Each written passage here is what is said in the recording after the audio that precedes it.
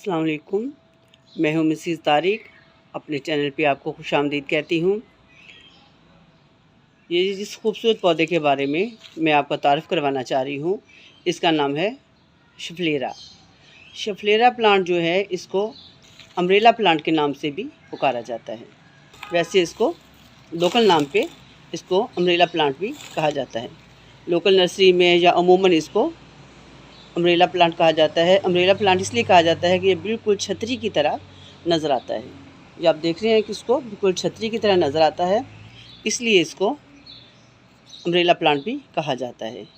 बहुत ही खूबसूरत प्लांट है ये। कई अक़साम में ये प्लांट आते हैं, लेकिन जो अमूमन जो नर्सरीज़ में हमको मिलते हैं वो 3 किस्म के हैं। एक तो ऐसे हैं कि जो बिल्कुल ग्रीन कलर का पूरा पौधा, जैसे ये ग्रीन कलर है, इस तरह ग्रीन कलर का होता है। एक जो होता है इस तरह डार्क ग्रीन और लाइट ग्रीन होता है हल्का सा, और एक ये वेरीगेटेड होता है जिसके अंदर ग्रीन भी होते हैं और येलो कलर के लीव्स थोड़ा सा हल्का सा, ये जैसे आप कलर देख रहे हैं इस कलर का होते हैं। जो ग्रीन कलर का प्लांट होता है वो काफ़ी हार्डी प्लांट होता है। उसको हम बाहर ग्राउंड में भी लगा सकते हैं। ग्राउंड में लगाने से वो आहिस्ता आहिस्ता बड़ा दरख्त भी बन जाता है, लेकिन उसको हम गमले में भी लगा सकते हैं। अम्ब्रेला प्लांट का बोनसाई भी बना सकते हैं। बहुत खूबसूरत बोनसाई बनता है ये, और बहुत ही प्यारा लगता है क्योंकि ये काफ़ी हार्डी प्लांट होता है। साल हर साल हमारे पास रहने वाला प्लांट है ये। बड़ा ही अच्छा इसका बोनसाई भी बन जाता है, और वैसे भी जब हम इसको गमले में लगाते हैं तो ये बहुत ही खूबसूरत, ये घर की एक जिस कॉर्नर पे भी रखें आप, बड़ा अच्छी लुक देता है। तो ये जो प्लांट है ये शेडी एरिया का प्लांट है। इसको आप धूप में नहीं रख सकते। लोकेशन जो है इसकी ऐसी रखें जहाँ पे छन के धूप आए, क्योंकि छन के धूप आएगी, इसको छन के धूप मिलेगी। डायरेक्ट धूप में आपने इसको नहीं रखना। छन के धूप आएगी तो ये वेरिगेशन जो है इसकी ये रहेगी। अगर इसके अंदर छन के धूप नहीं आएगी, नहीं मिलेगी इसको, तो ये बिल्कुल ग्रीन हो जाएंगे। इसके लीव जो है वो ग्रीन हो जाएंगे। तो ऐसी सूरत में आपने इसको ऐसी जगह पर रखना है, ग्रीन नेट के नीचे रखें, बरामदे में रखें, जिसको लाइट जो है वो ब्राइट लाइट मिले, और कभी कभी इसको छन के धूप भी मिले। ईजी टू ग्रो प्लांट है ये, बड़ी आसानी से ये ग्रो होता है, कोई ज़्यादा मुश्किल नहीं होती। इसके लिए जब आपने मिट्टी तैयार करनी है इसकी, तो इसे ये नर्सरी में वैसे ये 150-200 तक, ये 300 तक मिल जाता है। जैसे ये छोटा है तो ये 200 का मिल जाएगा, ज़रा बड़ा है तो वो 300-350 तक मिल जाएगा। लेकिन इसको आपने जो गमला आपने घर ला के देना है वो थोड़ा सा बड़ा गमला दें, 10-12 इंच का, उसमें इसको ग्रो करें आप। और इसकी जो मिट्टी आपने तैयार करनी है वो वेल ड्रेन तैयार करें, जैसे आधी मिट्टी, और इसके अंदर रेत डाल दें आप। उसके अलावा इसके अंदर आप कोकोपीट डालना चाहें तो वो भी डाल दें, फंगिसाइड डाल दें, खाद डाल के।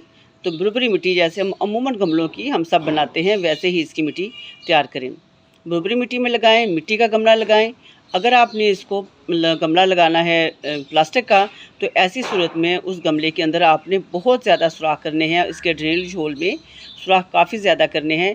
उसकी वजह यह है कि ये जो पौधा, इसको और कोई प्रॉब्लम इतनी ज़्यादा नहीं होती, ये सिर्फ अपने रूट रॉट होने की वजह से ये पौधा मरता है, जड़ें गल जाती हैं, जिसकी वजह से ये पौधा मरता है। ऐसी सूरत में आपने, अगर आपको प्लास्टिक का गमला लगाना है, तो प्लास्टिक के गमला जो है वो उसमें पानी जल्दी खुश्क नहीं होता, ड्राई नहीं होता।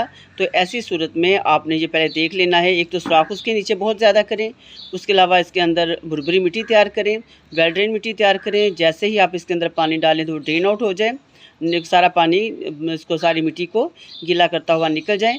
लेकिन जब भी आप देखें कि जब आप पानी देते हैं, तो ऐसी सूरत में आपने पानी देने के बाद देखें 5-6 मिनट के बाद पानी जितना भी है वो बिल्कुल नीचे निकल जाए। जैसे मैंने अभी दिया है थोड़ी देर पहले पानी इसको, तो पानी सारा नीचे चला गया, ड्रेन आउट हो गया। मेरा मिट्टी का गमला है, लेकिन जब भी आप पानी दें, पानी देने के बाद आप इसको यहाँ से मिट्टी को हिला के हटा के देख लें 1-2 इंच तक कि पानी ये नीचे तक गीली है, तो इसका मतलब ये है कि पानी जो है वो नीचे चला गया, सारी मिट्टी गीली हो गई है। तो ऐसे बाज़ का ये होता है कि हम पानी जब डालते हैं, वेल ड्रेन हम सॉइल तैयार करते हैं, पानी डालते हैं तो सारी मिट्टी को गीला नहीं करता, फ़ौरन से ड्रेन आउट हो जाता है, सारा निकल जाता है पानी, और मिट्टी खुश्क रह जाती है। तो इसलिए इसको मिट्टी को थोड़ा सा हटा के देख लें कि वो पानी, सारी मिट्टी अगर 2-3 इंच तक मिट्टी गीली हो गई है, तो इसका मतलब ये है कि आपकी जितनी पोटिंग सॉइल है वो सारी गीली हो चुकी है, और पौधे को, जड़ों को पानी मिल गया है और फालतू पानी निकल गया है। लेकिन अगर आपने इसको जब पानी देना है तो आपने एहतियात से देनी है, क्योंकि ये इतना धूप में रखने वाला पौधा नहीं है, शेडी एरिया में रखने वाला है। उसके अलावा आप इसको इंडोर भी रख सकते हैं। जब इसको आप इंडोर रखते हैं या शेडी एरिया में रखते हैं तो ऐसी सूरत में भी आपने पानी जब देना है तो इसको चेक करके देना है। यहाँ से मिट्टी इसकी हटाएँ, थोड़ी सी हटा के देख लें कि अगर 2-3 इंच तक इसकी जो मिट्टी है वो गीली खुश्क हो चुकी है, तो ऐसी सूरत में आपने फिर दोबारा इसको पानी देना है।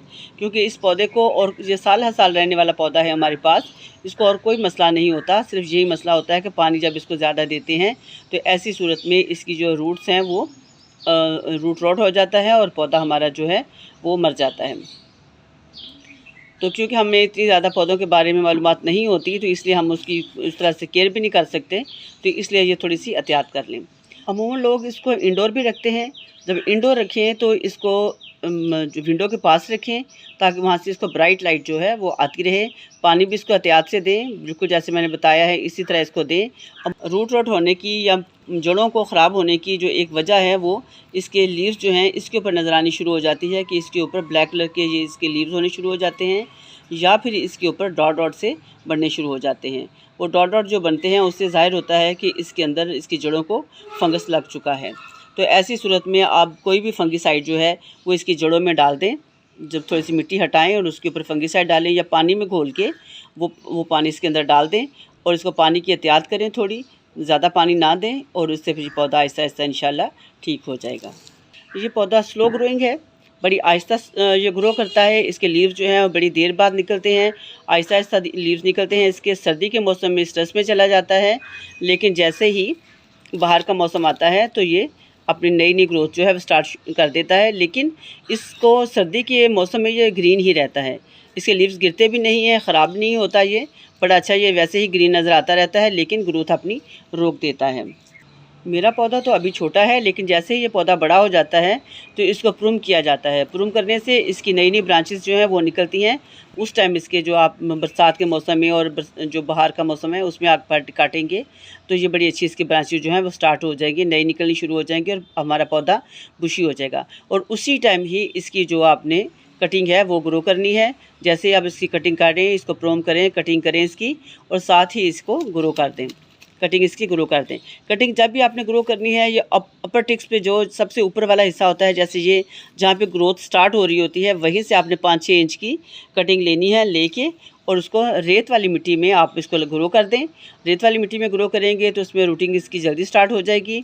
उसके अलावा इसको आप पानी में भी डाल के रख सकते हैं, तो 10-15 दिन में या महीने में इसकी जो जड़ें हैं वो निकल आएंगी, और उसके बाद आप इसको मिट्टी में लगा सकते हैं। तो इस तरह हमारा पौधा जो है कटिंग से बड़ी आसानी से ग्रो हो जाता है। उसके अलावा बात करें इसके कीड़े मकोड़ों की, तो इस पर कोई ऐसे नहीं लगे, लेकिन जब भी इसके कीड़े मकोड़े लगते हैं तो हम वो पानी से इसको अच्छी तरह नहला देते हैं, इसको मिस्टिंग कर देते हैं, तो इसके अंदर जो भी जाले शाले या कीड़े मकोड़े होते हैं वो निकल जाते हैं। लेकिन अगर फिर भी कुछ लग जाए तो आप डिश वॉश डाल के या कोई शैम्पू डाल के पानी को शेक करके वो अच्छी तरह इसको नहलाएं, इसको अच्छी तरह धोएं, तो वो सारे साफ़ हो जाएंगे। तो वैसे भी नीम ऑयल का स्प्रे भी आप कर सकते हैं ला के। उसके अलावा मैं बताना चाह रही हूँ कि ये जो मई का महीना और जून का होता है, सख्त गर्मी का महीना होता है, ऐसी सूरत में आपने इन पौधों को धूप से बचाना है। अगर धूप से नहीं बचाते, इसके ऊपर अगर धूप पड़ती है, डायरेक्ट धूप आती है, तो ये देखिए मेरे इस पौधे पर डायरेक्ट धूप आ रही है, तो ये मुझे लग रहा है कि ये देखें यहाँ से ये इसका पत्ता है, पत्ती जो है इसकी ये बर्न हो गई है। तो ये अब इसको मैं शेड एरिया में रखती हूँ। तो बताते चलो कि यहाँ से नहीं निकलती, जैसे होते ना अक्सर यहाँ से पत्तियाँ निकल रही, वो नहीं निकलेंगी। ये जो अंदर का हिस्सा है ये देखें वो इसमें से निकलना शुरू हो रही है, ये देखिए आप, ये निकलनी शुरू हो रही है। यहाँ से इसकी जो पत्तियाँ हैं वो स्टार्ट होती हैं, इसके अंदर से स्टार्ट नहीं होती। बहुत ही खूबसूरत पौधा है, आप भी ला के अपने घर में लगाएं। मुझे उम्मीद है कि आपको वीडियो अच्छी लगी होगी। अगर अच्छी लगी हो तो अप्रिशिएट कीजिएगा, दुआ में याद रखिए। अल्लाह हाफिज़।